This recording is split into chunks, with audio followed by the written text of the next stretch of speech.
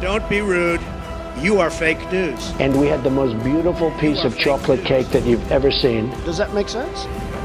They will be met with fire and fury. Does that make sense? This egregious display of hatred, bigotry, and violence on many sides.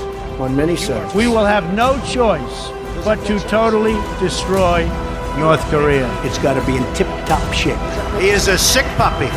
You are fake news.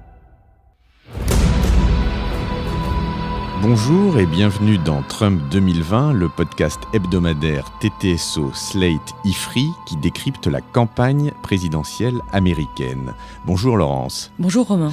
Alors Laurence, cette semaine, en direct sur plusieurs chaînes américaines, vont avoir lieu les débats télévisés entre les candidats à la primaire démocrate.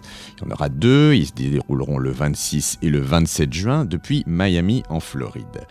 Alors l'objectif est de départager les 23 candidats officiels et de choisir celui qui fera face à Donald Trump pour l'élection présidentielle de novembre 2020. Alors, 3 candidats ont déjà été écartés parce qu'ils étaient trop faibles dans les sondages. Il en reste tout de même 20. On en aura 10 à chaque soirée, dont beaucoup d'inconnus. Les mieux placés à l'heure actuelle sont l'ancien vice-président d'Obama, Joe Biden, qui totalise 31% des intentions de vote. Les deux socialistes, entre guillemets, Bernie Sanders et Elizabeth Warren, qui sont à 15 et à 12% respectivement. Kamala Harris, la sénatrice de Californie, à 8%. Le jeune espoir Pete, alors ça s'écrit Buttigieg, mais ça se prononce, vous me l'avez dit Laurence, Buttigieg, qui est le maire gay de South Bend en Indiana et qui est, lui, à 7%. Alors, ma première question, Laurence, c'est pourquoi un tel foisonnement de candidats cette année ? Et oui, 23, c'est quand même un nombre assez important. Pendant la présidence Obama, entre 2008 et 2016, les instances du Parti démocrate ont clairement tout préparé pour la candidature d'Hillary Clinton en 2016. Et ça a eu 2 conséquences. D'une part, ça a empêché l'émergence d'une nouvelle génération politique au sein du Parti démocrate. Et d'autre part, ça a largement bloqué le débat d'idées qui aurait pu renouveler le programme démocrate. Mais aujourd'hui, les choses se libèrent et c'est pour ça qu'on a cette efflorescence de candidats. On a les 3 vieux routiers de la politique, les septuagénaires, Warren, Biden et Sanders, mais autour d'eux, dans ces 23 candidats, beaucoup d'inconnus, beaucoup plus jeunes. Kamala Harris a 54 ans, donc c'est plutôt un âge respectable, mais Pete Buttigieg, dont vous parlez, n'a que 37 ans. Et je la cite ici, même si elle ne se présente pas parce qu'elle est trop jeune, la nouvelle star du parti, Alexandria Ocasio-Cortez, qui est fraîchement élue représentante de la ville de New York, à la Chambre des représentants des États-Unis, et qui donc n'a que 29 ans, il faut en avoir 35 pour se présenter, et qui est assez à gauche et assez ferme dans ses interventions à la Chambre des représentants. This is not an elitist issue. This is a quality of life issue. People are dying. They are dying. And we're here and people are more concerned about helping oil companies than helping their own families? I don't think so. I don't think so. This is about our lives. This is about American lives. And it should not be partisan. Science should not be partisan. Donc, foisonnement des candidats, Laurence, et sur les idées, on a aussi une telle richesse ? Et oui, là aussi, il y a une libération qui date en réalité de la campagne de Sanders en 2016. Alors là aussi, un petit retour en arrière. Depuis les années 80, avec le courant des New Democrats, le parti démocrate, porté à l'époque par Bill Clinton et Al Gore, avait clairement basculé du côté du libéralisme économique. C'est-à-dire qu'ils étaient alignés sur les politiques des républicains de l'époque, celles de Reagan. Et ça s'est poursuivi avec Obama et même avec le programme d'Hillary Clinton de 2016, qui étaient clairement des programmes libéraux du point de vue économique. Et comme on sait que ces politiques ont quand même entraîné une explosion des inégalités sociales aux États-Unis, qui a eu des craintes largement répandues sur les excès de la mondialisation, eh bien, il y a une remise en cause par beaucoup de candidats démocrates des politiques libérales. Justement, sur les questions économiques, est-ce que vous pouvez nous dire un petit peu quelles sont les grandes lignes de fracture ? Les questions économiques sont la première ligne de fracture dans la campagne démocrate pour 2020, avec un certain nombre qui restent acquis aux idées libérales, donc je cite en premier Joe Biden, mais aussi Amy Klobuchar, qui est la sénatrice du Minnesota. Et puis, de l'autre côté, un vaste champ de candidats très progressistes, on pourrait dire gauchistes dans un langage politique français, avec un certain nombre de propositions assez intéressantes. Alors j'en cite quelques-unes. Il y a d'abord Medicare for All, l'idée de faire une assurance santé financée par l'État fédéral très large. Je cite également Race to 15, l'idée de monter le SMIC horaire à $15 dans tout le pays. Il y a également un candidat, alors relativement inconnu, il s'appelle Andrew Yang, qui milite, lui, pour un revenu universel de base. Je crois que c'est une idée qui avait été portée en France en 2017. Ça sera le Benoît Hamon de la présidentielle américaine. Exactement. Et puis un mot aussi du vaste projet de Green New Deal. Alors ça, c'est une idée extrêmement ambitieuse qui est portée par Jay Inslee, le gouverneur de Washington. Et lui propose un programme de 3 000 milliards de dollars pour réformer totalement l'économie américaine afin d'arriver à la neutralité carbone en 2030. Donc des programmes très ambitieux. Tout ça, ça redéfinit un petit peu la place de l'État aux États-Unis, dont on sait qu'il est notoirement plus modeste qu'en Europe, ou en France en particulier. Exactement. Je crois qu'avec cette campagne, ce à quoi on assiste, c'est vraiment un retour de balancier sur les idées libérales des années 80, l'envie pour un certain nombre de candidats de revenir à un État qui a un plus grand rôle de redistribution, un plus grand rôle de régulation, une plus grande action en matière économique. Ce qui se passait aux États-Unis du New Deal des années 30 jusqu'aux années 80. Et ça, vous pensez que ça correspond à une tendance lourde des demandes de l'électorat américain ? Je ne suis pas sûre que ce soit une si forte demande que ça, parce qu'en réalité, l'électorat démocrate très mobilisé contre Trump n'est pas nécessairement aussi radical que les Alexandria Ocasio-Cortez ou autres candidats très à gauche. D'accord, donc on voit bien les lignes de fracture économiques, mais quelles sont les grandes autres lignes de fracture qui divisent les candidats démocrates ? La deuxième ligne de fracture, elle tourne autour des questions de société et de multiculturalisme.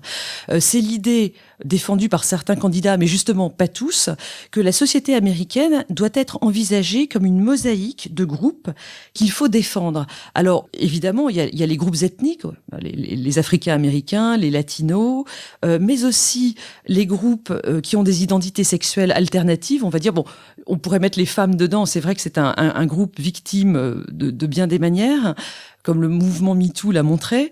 Il y a aussi les gays. Et puis de plus en plus, j'ai envie de dire, le groupe qui monte, c'est celui des transgenres qu'un certain nombre de candidats veulent défendre. Mais là aussi, quelqu'un comme Joe Biden ou comme Bernie Sanders défendent au contraire l'idée que le candidat démocrate devra proposer un programme pour toute l'Amérique et présenter la population américaine comme un tout pour laquelle il faut parler d'une manière unique. Et est-ce que cette campagne n'a pas en elle les germes d'une surenchère de politiquement correct ? Il est clair que le président Trump va se faire un plaisir de se moquer des programmes pour les transgenres, pour les gays, etc. dans la campagne qui commence. Justement, revenons à Trump, puisqu'on y est. Quelle est la position de chacun de ces candidats ? Comment chacun de ces candidats se définit par rapport au président ? Alors là, j'ai envie de dire que c'est la troisième ligne de fracture importante dans cette campagne, entre les candidats qui veulent en découdre avec Trump et qui vont s'attaquer à lui de toutes les manières, et notamment en militant pour l'engagement d'une procédure de destitution à la Chambre, c'est ce qu'on appelle l'impeachment, et puis d'autres candidats qui, eux, pensent qu'il faut au contraire présenter une vision apaisante et rassembleuse de la société et plutôt se concentrer sur la construction d'un programme. Alors, vous m'aviez dit la semaine dernière que pour un chercheur, c'était très difficile de faire un pronostic, mais enfin, je vais quand même vous en demander un cette semaine encore. Comment vous voyez cette course et comment vous voyez la chance des poulains différents ? Alors, je ne sais pas si on peut parler de poulain pour Joe Biden, qui a quand même 77 ans, mais c'est le premier. Il a 31% dans les sondages. Il est très en tête actuellement par rapport au suivant. Il est bien parti et peut-être qu'il ira jusqu'à la fin. Biden présente quand même certaines faiblesses et notamment les nombreuses gaffes qu'il fait régulièrement. C'est un candidat qui peut facilement déraper lors d'une interview. Y compris avec les femmes. Ben oui, parce qu'en plus, il a une très longue carrière politique. Ses premières interventions datent des années 60 ou 70 et il va être assez facile de récupérer des interviews où il dit des choses sur les femmes qui à l'époque étaient acceptables mais qui ne le sont plus du tout aujourd'hui. New video just out tonight, a message from former Vice President Joe Biden. What he now says after 4 women have come forward to claim he acted inappropriately. Here's ABC's Mary Bruce. Tonight, after 5 days of mounting pressure, former Vice President Joe Biden is acknowledging that some of his behavior has made women uncomfortable and is trying to explain. I always tried to be, in my career, I've always tried to make a human connection. That's my responsibility, I think. I shake hands, I hug people, I grab men and women by the shoulders and say, you can do this. And now Biden is promising to change his ways, calling it his responsibility. Et Warren Sanders, les deux suivants. Alors, les deux suivants, Warren Sanders, si on additionne leurs points, ils sont pas très loin derrière Biden. Donc, il va falloir que l'un des deux disparaisse. J'ai envie de dire que Sanders est un peu paresseux dans cette campagne aujourd'hui parce qu'il a ressorti très largement son programme de 2016. C'est les mêmes idées. Elles étaient bonnes à l'époque. Il pense qu'elles sont toujours bonnes aujourd'hui telles quelles, pour son électorat en tout cas. Warren, de son côté, a des idées beaucoup plus sérieuses et beaucoup plus travaillées, très fraîches, parce qu'en fait, ce sont des dossiers qu'elle a dû préparer ces derniers mois. Et on le voit dans les sondages, puisqu'en fait, elle remonte par rapport à Sanders ces dernières semaines. Comment elle va s'en tirer face à Trump, Warren ? Le risque avec Warren, c'est le face-à-face avec Trump s'il se produit en fin de course. Depuis que Warren s'est vanté de ses origines amérindiennes, Trump l'a surnommé Pocahontas, Trump dont il faut reconnaître que c'est quand même un génie de l'insulte. Et je ne suis pas sûre que Warren ait la personnalité pour tenir face dans un tête-à-tête avec Trump. Et sur le groupe des suiveurs, Harris, Buttigieg, etc., on en est où ? Alors après, le champ s'élargit. Il y a tout d'abord Kamala Harris, qui est donc la sénatrice de Californie. Elle présente une candidature très sérieuse. Elle a été procureure générale de Californie avec une politique assez ferme sur les questions de criminalité. En même temps, elle a un héritage jamaïcain et indien à la fois, ce qui va plaire à une partie de l'électorat démocrate. Donc il faut la surveiller. Après, il y a Pete Buttigieg, à nouveau, le gendre idéal, qui est un candidat qui a fait une percée remarquable, dont la faiblesse électorale est qu'il est gay, et donc ça risque de ne pas pouvoir rassembler aujourd'hui suffisamment d'électeurs. Et puis après, je vais vous citer en vrac Cory Booker, le sénateur du New Jersey, Beto O'Rourke du Texas, Amy Klobuchar, j'en ai parlé, du Minnesota. Il faut aussi surveiller Kirsten Gillibrand et Tulsi Gabbard, qui est une représentante de Hawaï. Bon, ça sera un feuilleton à rebondissement et c'est justement ce feuilleton-là que nous allons suivre pour toute cette année, jusqu'en 2020, dans notre podcast hebdomadaire. Merci beaucoup Laurence et à la semaine prochaine. Merci Romain, à bientôt. Retrouvez Trump 2020 chaque semaine sur Slate, TTSO, Lifree et sur vos plateformes de podcast préférées.